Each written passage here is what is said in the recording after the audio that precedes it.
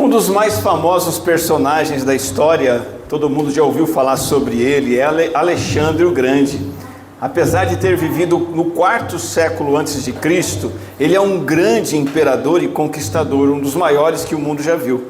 O que pouca gente sabe sobre Alexandre o Grande é que há uma das principais razões para a grandeza dele, a mentoria que ele recebeu desde cedo, desde pequeno. O pai dele, Filipe II, da Macedônia, contratou nada mais, nada menos que o famoso Aristóteles, que foi um dos maiores filósofos de todos os tempos, e foi Aristóteles o sábio que educou Alexandre o Grande. Ele, como jovem príncipe, tinha nas costas grandes expectativas, responsabilidades, e Aristóteles ensinou para ele todas as disciplinas, filosofia, ciência, ética, política, artes, incentivou o jovem a ter pensamento crítico, buscar conhecimento, e levou Alexandre a desenvolver habilidade de raciocínio, tomada de decisões, e o resultado foi tremendo. Alexandre colocou em prática os ensinos de Aristóteles e nas suas campanhas militares, na sua governança, ele obteve muito sucesso, influenciado pela educação que recebeu e deixou um legado na história.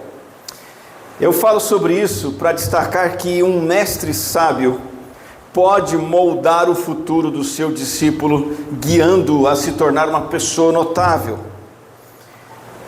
Bom, sua responsabilidade não é governar o império, nem a minha.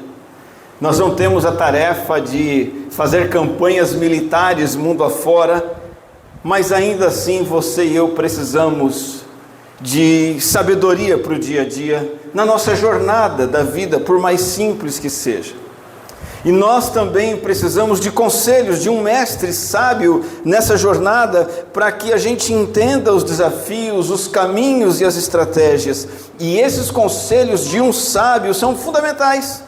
Você ouvir e seguir para cumprir a sua missão. E é assim que Deus, o sábio, se relaciona com você na saga da vida, através de um livro que nós temos bem no meio da Bíblia, que é o livro de Provérbios.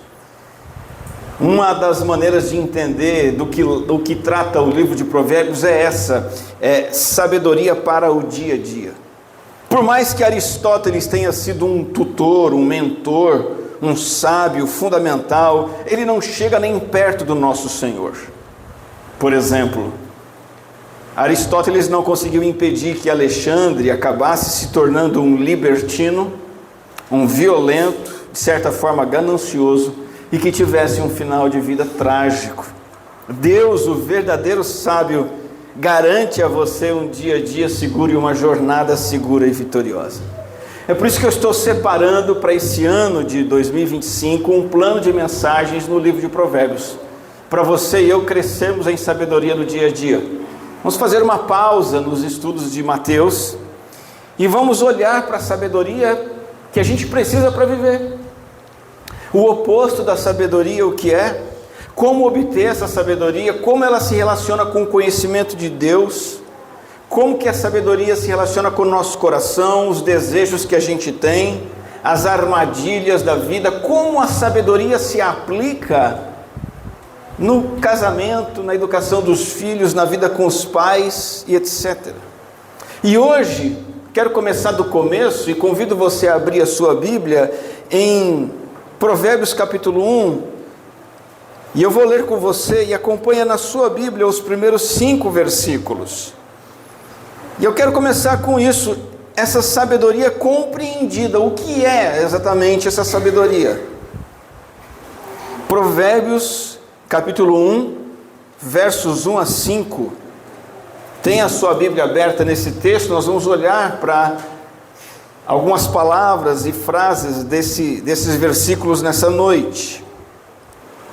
Provérbios 1, de 1 a 5 diz: Estes são os provérbios de Salomão, filho de Davi, rei de Israel. Eles ajudarão a experimentar a sabedoria e a disciplina, a compreender as palavras que dão entendimento, a viver com disciplina e sensatez, fazendo o que é justo, direito e correto. Ajudarão a dar prudência aos inexperientes e conhecimento e bom senso aos jovens. Se o sábio lhe der ouvidos, aumentará o seu conhecimento, e quem tem discernimento obterá orientação para compreender provérbios e parábolas, ditados e enigmas dos sábios. Senhor, mais uma vez pedimos a tua direção, o agir do teu Espírito nesse momento, na vida de cada um de nós, inclusive na minha, para que a tua palavra fique clara para nós. É o nosso pedido em nome de Jesus. Amém. Eu começo destacando o que está no verso número 1. Eu coloco aqui na tela para você acompanhar. Este livro é uma coletânea de provérbios de Salomão, filho de Davi, rei de Israel. A palavra provérbios significa um ditado curto e poderoso, que transmite verdades profundas sobre como a vida funciona.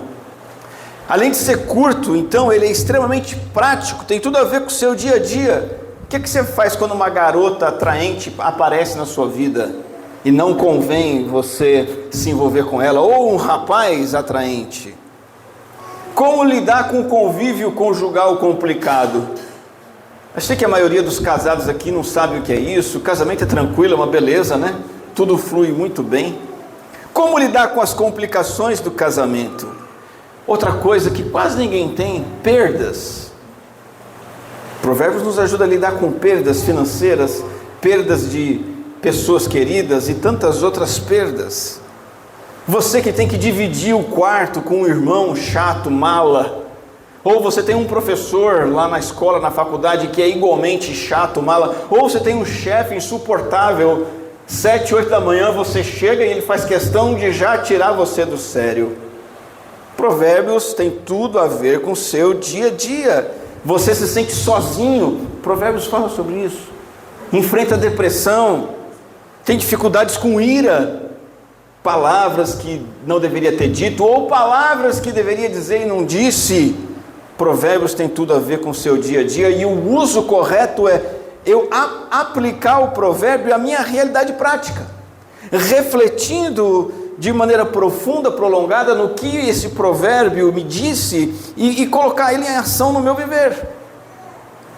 E eu avanço para outra palavrinha que eu destaco ainda agora no versículo 2. Ele vai dizer assim: esses provérbios de Salomão ajudam a entender a sabedoria. Salomão está falando da finalidade, da serventia, obter sabedoria, experimentar sabedoria, ou seja, você saber qual é a vontade de Deus e praticá-la. E é isso que leva você a uma vida que é correta, agradável a Deus. Você poder fazer uma escolha certa lá naquele momento de crise no casamento. Você fazer uma escolha certa na hora que você encontra o seu chefe, que é difícil de lidar. Você fazer uma escolha certa quando se sente atraído por uma pessoa. É claro que o resultado de não seguir esse caminho é facilmente rejeitado quando a gente entende que não seguir a sabedoria de Provérbios é o caminho para o desastre. Pare e pensa nesse momento antes de avançarmos na mensagem de hoje. Por que é que você faz o que faz? Como você faz? Por que você faz o que faz? Em todas essas situações práticas do dia a dia. De que maneira toma decisões, escolhe comportamentos, levando em conta a sabedoria que Deus comunica nessas questões todas? Você tem de fato levado em conta, em prática, a sabedoria de Deus em todas essas questões? Uma maneira de você saber se tem colocado em prática a sabedoria de Provérbios é a seguinte: olha, você sabe que errou. O crente, quando ele acha que está tudo certo e continua tocando o barco, ele não está praticando a sabedoria de Deus. Mas quando ele começa a se deparar com a sabedoria de Deus, o que ele começa a perceber? Que ele erra. Outro jeito de você saber é que você começa a buscar a ajuda de Deus. Deus, me ajuda nisso. Me ajuda nessa questão da minha terça-feira que tem tal coisa, tal pessoa. E você começa a pedir para Deus ajuda para ser sábio naquela questão, naquela situação. Então você sabe que errou, Você pede para Deus te ajudar. E você é grato por ter essa sabedoria à sua disposição. Verdades tão preciosas que ajudam a tomar decisões seguras e ter comportamentos sábios. Será que você tem seguido sua intuição, o seu instinto, os conselhos deste mundo? Hoje, agora, é a hora de pedir perdão a Deus e decidir ser uma pessoa sábia, que consegue discernir e fazer e agir com base nessa sabedoria revelada por Deus. Eu digo a você, sem a ajuda do alto, não dá. Peço um help para Deus, Deus me ajuda. E eu quero ampliar um pouco isso hoje, olhando para algumas dimensões dessa sabedoria, algumas faces dessa sabedoria, representadas por alguns termos que eu separei desses 5 versículos. E a primeira dimensão que eu destaco da sabedoria é que no versículo 2, ele vai dizer: eles ajudarão a experimentar a sabedoria, e aí ele diz assim, a sabedoria e a disciplina. Essa é a primeira faceta da sabedoria que é importante que você compreenda. Primeira face da sabedoria é a disciplina. Quando você se depara com a palavra disciplina, você pensa em quê? Ela tem alguns significados no português. No texto original, a ideia da disciplina é a ideia de instrução e treinamento. Quem prestou serviço militar talvez teve um pouco de contato com isso, ou quem praticou esporte e se dedicou a um esporte específico para evoluir nele, sabe o que é treinamento. A palavra disciplina tem a ideia de uma cobrança firme, que é parte de um treinamento duro. Você vai perceber ao longo do ano, ao longo das mensagens, essa dureza do livro de Provérbios. Ele vem e fala, filho rebelde, pessoa preguiçosa, aquele que gasta o que não tem, a esposa briguenta, e são coisas que vêm para nós e é duro, e você tem que treinar, e você tem que crescer, e você tem que mudar. Então o primeiro aspecto da sabedoria é que ela confronta você de maneira dura e leva a aprender de forma dolorosa. Então, sabedoria de Deus, vida cristã, não é você alegrão lá, alegrona, sorrir, dizer legal, tô dentro. Não tem essa de legal, tô dentro com Jesus, no sentido de ser fácil. A verdade é que dá trabalho, é correção e modelação de caráter. Isso não é agradável. Você não é uma pessoa pronta, aqui nessa terra nunca será. Você está aqui para crescer espiritualmente. Você está aqui para ser mais e mais semelhante a Jesus, e isso exige disciplina. É mais ou menos assim, pensa numa coisa na sua vida que custou muito, foi difícil você obter. Talvez a profissão que você tem, você ralou, estudou para conseguir chegar lá. Talvez a sua casa própria, o seu terreninho, o seu carro. Disciplina que você teve que ter, horário que você teve que acordar cedo, trabalho duro, privações, você abriu mão de coisas para aquilo, ralou para obter. Assim é o aprendizado da sabedoria de Deus. E o problema de muitos crentes é achar que ser crente é moleza. O erro de muitos crentes é entender errado a cruz e dizer, legal, Jesus morreu na cruz por mim, está feito, não preciso fazer mais nada. Não. Envolve disciplina. Se tem sido fácil para você ser crente, é porque você não tem sido crente. Isso é importante repetir. Se tem sido fácil para você ser crente, você não tem sido um. Você está a fim de passar pelo duro treinamento que leva à sabedoria, decida hoje de se comprometer com esse trabalho, com essa disciplina, que é o que? Você olhar para si, olhar para a palavra e refletir e pensar. E isso é o que não fazemos naturalmente. O nosso modo natural é impulsividade, a gente se entrega ao jeito natural da gente, aos nossos impulsos, o que é mais confortável, e vai fazendo, vai agindo. É isso que caracteriza o nosso dia a dia. Precisa de uma nova disposição e resistência. E aqui eu quero tentar ser bem prático, para mostrar como a disciplina é dura. Quando você leva uma bronca do seu pai, quando você leva uma dura da sua mãe, é gostoso? É igual ao treinamento, é difícil. A nossa tendência é espirrar. A nossa não, de vocês, eu já passei por essa fase, meu pai não me dá bronca mais. Agora ele só me elogia. Acho que ele criou bem o filho, Ele gostou muito de estar com a igreja no domingo passado, estar aqui com os irmãos. Ou quando o líder, alguém na igreja, alguém mais velho, alguém mais maduro chega para você e te chama. É disciplina, é dureza, é difícil. Quando você ouve aquilo que não queria ouvir da pessoa que você não queria ouvir, que é justamente a sua esposa, o seu marido. Deus nos disciplina dessa forma, a gente não quer, mas é disciplina e é assim que funciona. Enfrentar uma dificuldade, enfrentar as consequências dolorosas de um erro que você tenha cometido, assumir uma falha. Veja, a Bíblia é muito clara em dizer que Deus é um pai que disciplina seus filhos para torná-los sábios e santos. Aceite essa disciplina paterna, ao invés de reagir como um filho rebelde, indisciplinado, que só vai ter uma vida desgraçada. Primeira palavra, primeiro aspecto da sabedoria, então, qual é? É a palavra disciplina. Gravou? Repete comigo. É a disciplina. Vamos lá? Primeiro aspecto é disciplina. Segunda palavra, ainda no versículo 2, ele vai dizer assim: ajudarão a experimentar a sabedoria e a disciplina e a compreender as palavras que dão entendimento. Eu vou pegar a palavra entendimento aqui da NVI e vou trocar ela pela palavra discernimento, tá bom?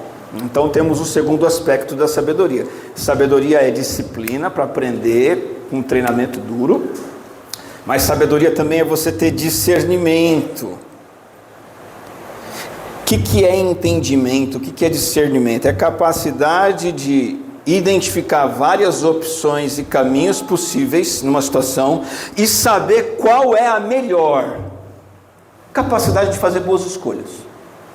Isso é discernimento, isso é entendimento. Crente de verdade, ele não fica esperando resposta sobrenatural de Deus. Outro dia eu ouvi uma pessoa dizer assim que quando ela viu um arco-íris, num dado momento, lá ela entendeu a resposta de Deus para uma determinada situação. Eu não vou questionar se esse tipo de coisa ocorre ou não, mas não é esse o modo que nós devemos fazer escolhas. Eu vou tropeçar na rua. Se eu tropeçar na rua, então é porque... Não é assim. Deus nos chama para ter discernimento. Ele nos deu capacidade para isso.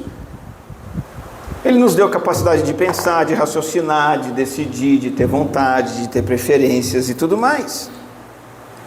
Os crentes, muitos preferem uma revelação profética, uma resposta, algo do tipo. Gente, o dia a dia da gente nada mais é do que uma sequência de decisões e escolhas. E isso vai muito além do pode e não pode, do certo ou errado. Já ouviu aquela história do posso, devo e quero? Já ouviu? Eu posso ou não, mas eu devo ou não, eu quero ou não. São os 3 critérios para você fazer uma escolha. Eu vou tirar o quero e vou me limitar ao posso e o devo. Muitas vezes a gente acha que a nossa escolha espiritual é só o posso ou não posso, é pecado ou não. Tá certo, temos que pensar assim, posso ou não posso, mas é mais do que isso. Tem também o devo ou não devo. E isso aqui tem a ver com esse discernimento e esse entendimento. Devo ou não devo? O que é ruim? O que é bom, o que é melhor, o que é ainda melhor numa determinada situação da vida. E eu vou levar em conta o bem-estar dos outros, aquilo que honra a Deus e aquilo que atende os interesses e vai trazer bem a mim. Como que você tem feito escolhas? Você está só naquele jogo do posso, não posso? Ou tem pensado também, será que eu deveria? Vou dar exemplos práticos. Eu posso tomar cerveja? Mas eu devo? Depende.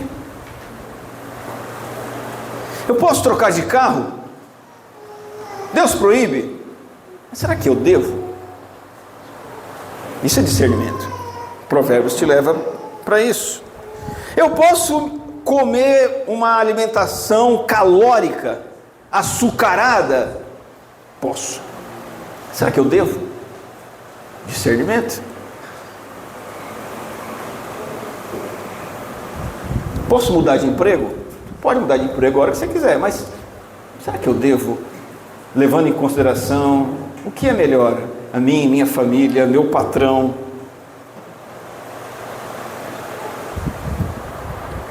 Vou dar um exemplo. Estivemos com um casal hoje. Ele nos disse que estão decidindo mudar de uma cidade para Campinas. E a razão número 1, a primeira razão pela qual eles querem fazer isso, as duas razões são a escola do filho e a igreja. Eles congregam na igreja Fonte em Campinas e querem morar em Campinas porque eles vão à igreja religiosamente de manhã e à noite, para a escola bíblica e para o culto. E eles estão tomando essa decisão. Eles podem continuar morando onde moram? Podem. Não é questão de poder ou não, é questão, eu deveria morar mais perto da igreja porque é melhor. Quantos crentes têm esse discernimento hoje em dia? A igreja às vezes é a última coisa na escala de decisão de uma pessoa. Percebe o discernimento que Provérbios vai nos dar? Eu devo comprar algo que eu desejo? Eu posso, mas será que eu devo?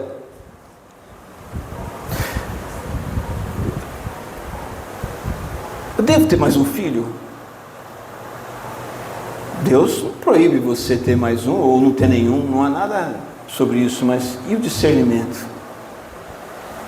Requer coragem, e Provérbios vai te dar esse discernimento se você se aprofundar nele. Não vai vir mastigadinho, não vai vir plim, plim, plim, bolinha de cristal, Deus vai falando e a gente vivendo como um bobão e Deus falando tudo. Não, você tem que ralar, meu. Você tem que se esforçar e desenvolver esse discernimento e está tudo aqui. Você cresce no seu entendimento e aí você vai aprendendo a fazer escolhas bíblicas que honram a Deus, que beneficiam os outros e são as melhores decisões para você mesmo. Então, discernimento é a segunda palavra que define a sabedoria, o segundo aspecto, a segunda dimensão da sabedoria. Discernimento, disciplina. Vamos para o terceiro? O terceiro termo que vai aparecer e vai definir a sabedoria está nos versos 3 e 4. O versículo 3 fala assim, a viver com disciplina e sensatez, fazendo o que é justo, direito e correto. Eu estou juntando tudo isso numa coisa só, e estou chamando isso aqui de bom senso. Bom senso. Esse é o terceiro aspecto da sabedoria, é você ter bom senso. Provérbios tem esse objetivo, a finalidade de produzir isso em você, aprender habilidades e competências de uma vida assim. Você governa a si mesmo com boas escolhas, com autodisciplina, você sabe dizer não. Você tem uma justiça prática diária que se baseia na palavra de Deus, você sabe dizer sim àquilo que deve dizer sim. Você lida com as pessoas de forma correta, justa. Você tem um estilo de vida justo e agradável a Deus. Avançando para o versículo 4, ele coloca que esse bom senso, em particular, é importante para o jovem, para o inexperiente. Ajudarão a dar prudência aos inexperientes. Essa ideia aqui de inexperiente é o ingênuo, o incauto, que não sabe o que deve manter dentro ou fora de sua mente. Devo ter comentado isso já com a igreja. A palavra aqui, inexperiente, significa algo muito parecido com mente aberta. Lembra-se disso? Alguém que tem a mente aberta, alguém que entra tudo e aceita tudo, inclusive as porcarias. E o mundo diz, você tem que ser mente aberta. E a Bíblia diz que você tem que ser mente fechada, meu amigo. Se fecha com a sabedoria de Deus e fecha a sua mente. E o inexperiente é esse mente aberta. E é Provérbios que vai ensinar esse tolo a ter bom senso. Levar em conta os mandamentos de Deus, a vontade de Deus, antes de pecar, antes de fazer uma escolha ruim ou prejudicial. Olha, para o teu coração é o seguinte: você tem a chance de levar uma vida ponderada, sábia e segura, compreendendo os provérbios e colocando em prática em todas as áreas da sua vida. Orientações, se forem seguidas, você não vai quebrar a cara nas situações, nos relacionamentos. Você vai se dar bem, com bom senso. Essa é mais uma dimensão da sabedoria, o bom senso. E eu caminho para a última dimensão da sabedoria aparece no versículo 5. Se o sábio lhes der ouvidos, aumentará seu conhecimento, e quem tem discernimento obterá orientação. Então temos aqui a disciplina, o discernimento, o bom senso, e agora eu vou chamar isso de conhecimento. Até grifei o termo ali para você, conhecimento. Não existe sabedoria prática sem conhecimento. Uma vez eu levei uma bronca, mas algumas vezes eu levei uma bronca quando cheguei em casa da minha esposa. Bronca no modo de dizer, né? Brincadeira. E essas vezes foram vezes que o barbeiro não tinha, viu, Ícaro? O barbeiro não tinha a mínima noção do que estava fazendo. Aí eu cheguei em casa todo feliz com o cabelo cortado, mas não precisava nem ter dito nada, só a afeição da esposa da gente já sabe, né? O que aconteceu com o seu... A única coisa que quebra o galho em você é o seu cabelo, Daniel, né? E você faz isso com ele. Me perdoe aí os atuantes na área de corte de cabelo, mas em qualquer área é preciso conhecer bem um assunto para você colocar em prática com sucesso, senão você faz besteira. Da mesma forma, o relacionamento bom com Deus depende de um conhecimento bom da sua palavra. Sem conhecimento da palavra de Deus, o relacionamento com Deus é um fracasso. Deixa eu falar um pouquinho de uma experiência minha, de formação minha. Eu cresci num ambiente de educação cristã bancária. O que eu quero dizer com isso? Quando a Igreja Batista ainda era conhecida por ser uma igreja bíblica, hoje já mudou um pouco. Eu cresci em igrejas batistas tradicionais que o ensino bíblico era pesado. A gente decorava versículo toda semana. Era escolinha, era sermão, a gente cantava a Bíblia, a gente repetia a Bíblia, a gente lia a Bíblia em cartazes, informação bíblica, história bíblica para todo lado, toda hora, o tempo todo, a história de Noé, história de Adão, história de Moisés, história de José, história de Davi, história. Educação bancária é depósito de informação, como se a mente fosse uma conta poupança, onde deposita essas informações. Isso é ótimo. Tem um lado ruim, mas tem um lado muito bom. O lado bom é que eu preciso conhecer essas verdades de Deus que estão na Bíblia, e eu louvo a Deus que foram comunicadas a mim desde que eu engatinhava. Aprendi sobre Deus, sobre a criação, sobre o pecado, os mandamentos, a salvação, Cristo, sua obra, o fim do mundo. Aliás, parênteses, a ênfase na nossa cultura hoje não é mais incutir verdades. A ênfase da nossa cultura hoje é propagar ilusões de forma maciça e atraente.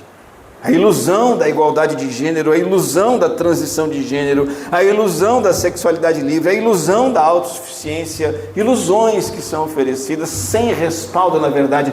E para basear essas ilusões, o que o mundo está dizendo? Não existe verdade, cada um tem a sua.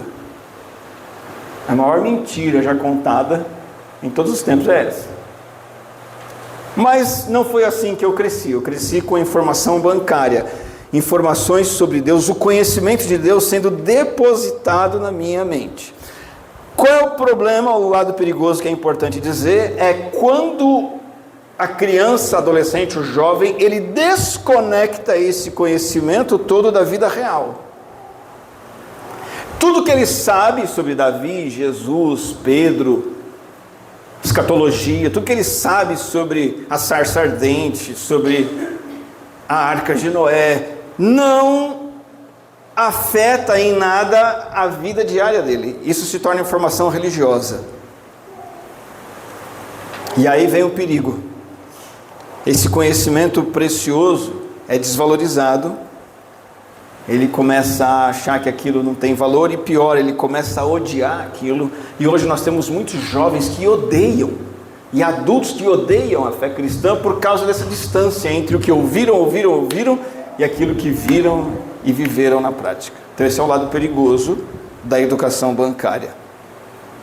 Posto isso, eu me atenho ao lado bom do conhecimento de Deus, que é o que esse provérbio está dizendo. Se você der ouvidos, você aumenta o seu conhecimento, e Deus quer isso, isso é crucial. As informações verdadeiras precisam ser entendidas por você, se tornar certezas em você, que vão guiar os seus comportamentos e vão dirigir você em todos os momentos, inclusive os momentos de fraqueza e dificuldade. Jesus é seu mestre? Sim ou não?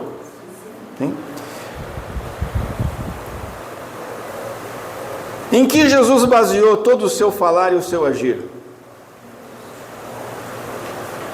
A Bíblia. O tempo todo você vai ver Jesus citando a Bíblia e justificando o comportamento dele na Bíblia. E se ele é o seu mestre, você deve fazer o mesmo. Conhecimento conectado com a prática. Não tem sabedoria sem esse conhecimento profundo da palavra de Deus. Jesus conhecia as Escrituras e agia de acordo com as Escrituras. Faça o mesmo.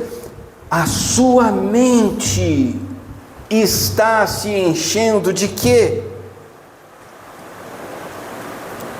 A mente de Jesus estava sempre se enchendo da palavra de Deus, encharcada a palavra de Deus. Pensa no tempo que você tem usado diariamente para ler a Bíblia, estudar a Bíblia, refletir na Bíblia.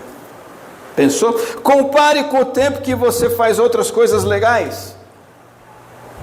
Estudos que você gosta, cursos, hobbies, entretenimento, passeios. Ano passado, todo final do ano, o Spotify emitiu um relatório do que você mais ouviu, né? Você é usuário do Spotify, aquele aplicativo de músicas, e o Spotify devolve para você um relatório do que você mais ouviu. O que você mais ouviu esse ano, os 3 primeiros foram tal, tal e tal. E tem gente que não somente recebe esse relatório, como compartilha. E eu tive a experiência de muito perto, assim, quase no mesmo dia, ver o relatório do Spotify de 2 irmãs em Cristo, mas uma crente legal e firme com Deus e a outra meia boca, uma crente, sabe essas crentes da vida bagunçada? E o relatório do Spotify não negou. A primeira estava lá ouvindo coisas saudáveis, músicas cristãs de qualidade, bíblicas. Tinha projeto solo, inclusive, eu me lembro, no topo da lista dela. A outra crente meia boca, na lista de 10, não tinha uma playlist, um cantor, um cristão. Só música fútil, promíscua, do tipo, nós vai descer, né? Welcome to the mato, essas coisas de hoje em dia, né? E fica ouvindo isso, enchendo a cabeça disso. Grava uma coisa: o sábio aumentará o seu conhecimento da sabedoria. A mente é igualzinha ao estômago. O que você ingere determina como vai estar o seu corpo e a sua saúde, os seus quilos. a beleza da sua pele, a sua saúde muscular, os seus tendões, os seus ligamentos, os seus ossos, funcionamento cerebral, que você coloca no estômago, determina tudo isso. O que você coloca na mente também. Por isso que não tem sabedoria na vida com Deus sem o conhecimento das verdades de Deus. Decida amar a palavra, conhecer as verdades da palavra, porque sem isso não tem sabedoria.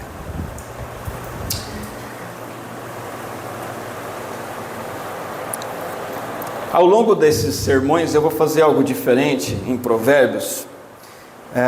Todo sermão eu vou deixar uma tarefa de casa para quem quiser fazer.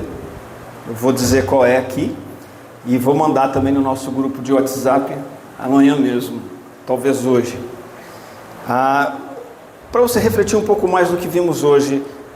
Talvez você nem precise anotar, você vai entender, mas eu vou mandar por escrito. Tarefa: você vai ler o capítulo 28 de Provérbios. Em algum momento essa semana, escolhe um momento para você ler o capítulo 28 de Provérbios. Tem 28 versículos. É 28 com 28 versículos. Você vai responder 2 perguntas, ou 3.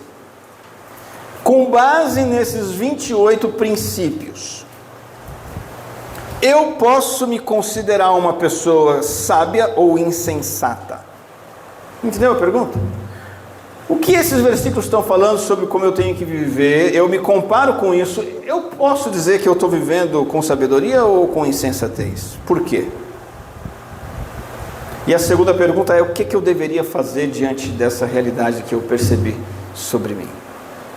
Uma tarefa para você refletir um pouco mais sobre essa questão, se você tem sido uma pessoa sábia ou não. Porém, o que importa hoje é que Alexandre precisou dos conselhos de Aristóteles. Você precisa ainda mais da perfeita sabedoria divina para a saga da vida. Essa sabedoria vem do Criador de todas as coisas, que criou a mim e a você. Essa sabedoria tem essas 4 dimensões: disciplina, não tem vida fácil, é luta, é trabalho. Discernimento, não é só posso, não posso, mas eu deveria ou não. Bom senso, aquela vida ponderada, sábia, segura, ao invés de viver quebrando a cara. E conhecimento, acumular conhecimento bíblico e agir e viver biblicamente. É assim que Deus quer dar a você uma trajetória de vida de sucesso. Em Provérbios, nós estamos começando hoje a nos aprofundar nisso, e vamos fazer isso ao longo desse ano. Vamos orar, vamos falar com o nosso Deus. Senhor, conduz a tua igreja, nós, teu povo, na tua sabedoria, ó Deus. Que esses ensinos práticos, diários, sejam compreendidos e experimentados por nós, e sejamos um povo marcado pela sabedoria do Senhor e por um estilo de vida sábio. Possamos ter o Senhor como esse sábio de quem precisamos para nos guiar na jornada da vida, para que sejamos um povo, ó Deus, que te honra, que te agrada e que vive, ó Deus, segundo aquilo que o Senhor deseja para nós. Te louvamos por mais esse momento juntos como igreja, em nome de Jesus. Amém.